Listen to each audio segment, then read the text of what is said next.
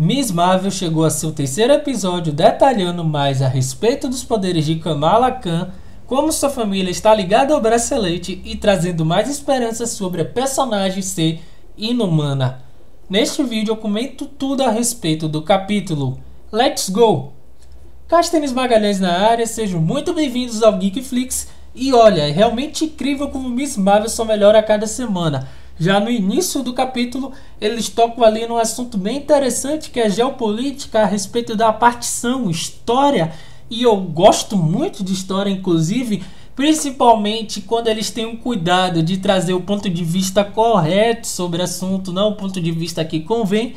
E eu achei isso muito bacana porque a Marvel e a Disney é uma empresa gerida por acionistas executivos americanos, tem muito núcleo ali envolvendo partes do mundo no qual não tem muita ligação no geral ou muito interesse em trazer as histórias sobre Paquistão, muçulmanos, mas mesmo assim eles conseguiram entregar algo realmente condizente com a realidade, algo que não fica ali no básico com medo de arranhar a moral dos outros países, dos Estados Unidos, e fica ali só flertando em falar sobre como impactou as coisas nas pessoas em volta da trama, mas não toca nesses assuntos. Aqui não. Logo de início a gente vê ali em 1947, né? Por que a Aisha está relacionada à família da Kamala, e aí mostra a questão da partição e de que o bracelete era uma forma deles se protegerem do que estava acontecendo ali. E é bem interessante porque em 1947 foi quando justamente aconteceu a invasão e se deu a partição, como se diz o nome, a divisão ali dos países que eram só das províncias que faziam parte do mesmo local, para cada país novo se tornar meio que o dono, o colonizador. E isso em pleno século XX, né? E é impressionante que isso ainda aconteceu, mas infelizmente é parte da história e isso é trazido com naturalidade, é realmente trazido com cuidado aqui para a série. E o interessante é que logo quando eu vi isso eu disse, bem, eles trouxeram esse diálogo, esse momento aqui envolvendo a história sobre o país da personagem, e ali eles trazem também a respeito sobre o bracelete. E na minha primeira pensamento foi o seguinte, bem, é porque eles vão trabalhar isso aqui e não vai se falar mais sobre esses temas durante o episódio, então foi só pra gente ter ali um gostinho de como foi as coisas, mas não, eles continuaram trabalhando. E isso é muito interessante, porque eles trazem principalmente a presença da personagem Nakia. Ela é mais do que uma amiga da Kamala na série, no sentido de que ela traz muito essa questão da preservação da etnia, de mostrar como o país, como a religião em si é estereotipada, ela é vista com maus olhos pelos americanos. E a gente vê ali, né, quando a equipe de agentes especiais de controle de danos entra na mesquita sem nenhum mandato, querendo que eles digam informações, investigam o local, eles não respeitam também os costumes, como depois o próprio organizador, né, o próprio, como é que eu posso dizer,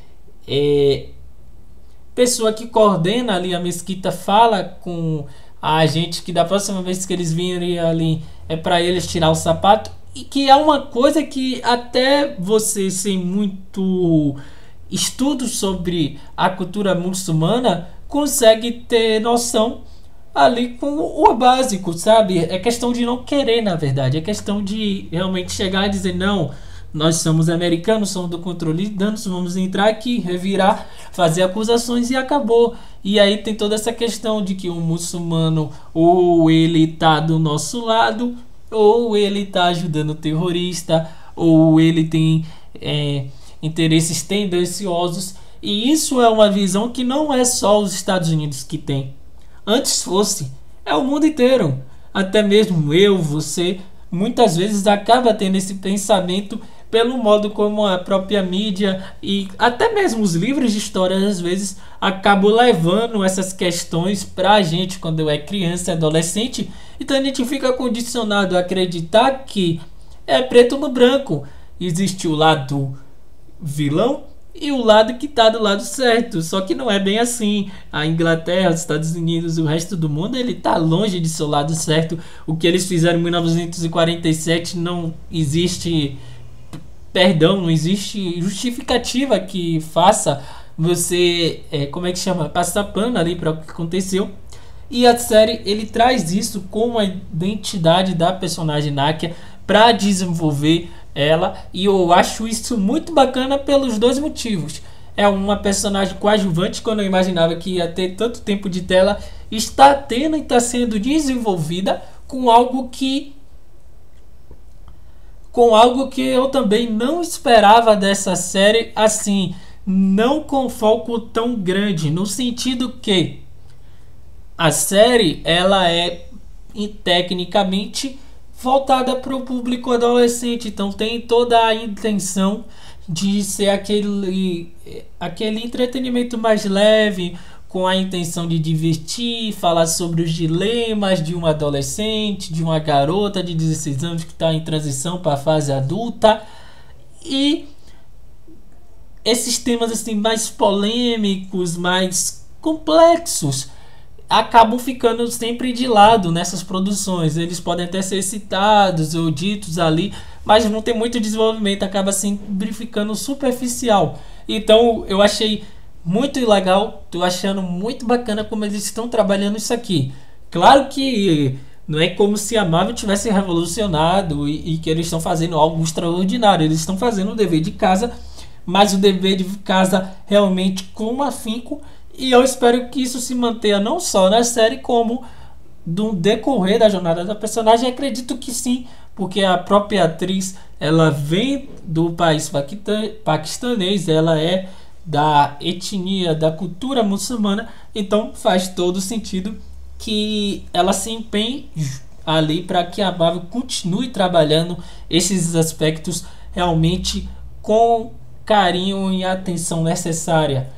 Mas outro campo também que eu achei muito interessante, e olha, vou dizer a vocês, se a Kamala Khan, como eu falei na descrição, não for inumana, olha, eles me enganaram direitinho, porque primeiro, ela tem um poder que vem de uma dimensão ou vem de um campo diferente dos humanos, ou seja, eles não são humanos. A família dela é isolada da sociedade, as pessoas não fazem ideia que esses seres existem. Outros aspectos também é que a própria ali, eu esqueci o nome da personagem, mas enfim, ela fala que eles já foram chamados de vários nomes, e aí eles vão citando, né, mais de 3, e inclusive se você assistir legendado, deixa até umas reticências, ou seja, tem todo ali um aspecto de que ela, no final das contas, é proveniente do mesmo campo dos inumanos. Só que aqui eles estão trabalhando, né? É o jeito Kevin Feige de fazer as coisas. Ele vai ali comendo pelas beiradas. Ele vai muitas vezes fazendo o próprio desenvolvimento de um campo que a gente conhece de um jeito único, diferente. No caso aqui da Kamala, eles aproveitam a questão dos Jin, a questão dessas histórias envolvendo a própria família e cultura da personagem, que eu achei uma jogada muito interessante para dizer que essas pessoas com esses poderes, esses dons, são chamados assim. Então, quando ele faz isso, ele não está anulando o fato de que ela pode ser inumana, ela está trazendo uma identidade a mais para esse campo aqui dos inumanos de repente. E assim, é tudo indicando que realmente os inumanos é muito difícil que não chegue lá. Então, muito interessante como eles trabalham isso e também como eles trazem a questão do bom uso do clichê. Por que eu falo que é o bom uso do clichê? O tema da Kamala, a questão de família, amizade, de identidade, de tentar entender se aquele dom é na verdade um dom mesmo ou é uma maldição. não são coisas novas, não são coisas que estão sendo trabalhadas pela primeira vez, muito menos foi desenvolvida poucas vezes em Hollywood e fora dela.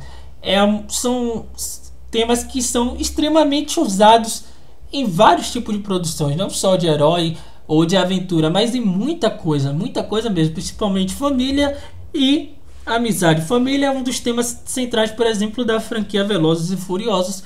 Então você nota como a série ela tá trazendo coisas que a gente já conhece, só que muito bem feita. É aquela questão que eu sempre falo. Eles trazem esses temas que a gente já tem afinidade, com identidade, com naturalidade, com uma forma que desenvolve os personagens principais e vai dando ali profundidade a cada um deles. Então acontece que não importa se o tema é original ou não. Você fica imerso na história, você quer saber mais e você fica ali interessado no que está acontecendo, porque eles estão trabalhando isso realmente de forma interessante. E o final intrigante é com respeito a Karachi, que, para caso você não saiba, é a maior e mais populosa cidade do Paquistão e também a capital província de Sindh, do Paquistão. É o principal porto marítimo e central financeiro. E também é conhecida como Cidade das Luzes. E aí você pega a questão da luz da noite, o poder da Miss Marvel, toda essa questão, tá vendo como uma coisa se liga à outra? A cidade é conhecida como das Luzes. O poder da Miss Marvel tem muito a ver com, como eu posso dizer, luminescência, algo que vem de dentro, algo que pode iluminar, algo que pode trazer esperança no tempo de trevas, algo que também tem muito a respeito com poderes que provavelmente tem esse aspecto, né? Que se você for analisar físico e químico, você vai encontrar semelhanças com o próprio estudo das luzes mesmo. Então é muito legal quando o poder está envolvido ali na cultura da personagem, na identidade da origem dele, e ainda está ligado assim algo tão interessante como o próprio nome, como a própria cidade. E ali quando a avó dela diz que eles terão que voltar porque ela também viu o trem, eu fiquei, cara, como assim a avó da Kamala também viu? Eu sei que ela sabe muito mais do que a gente imagina. Isso já estava claro ali desde aquele momento que a Kamala fala com ela no telefone. Mas eu estou intrigado até agora para entender como é que existe essa conexão, né? Como é que faz cada ponte? Será que a avó da Kamala tem uma espécie de bracelete? Bracelete não, mas até porque senão a família, né, dos jeans teriam ido atrás dela.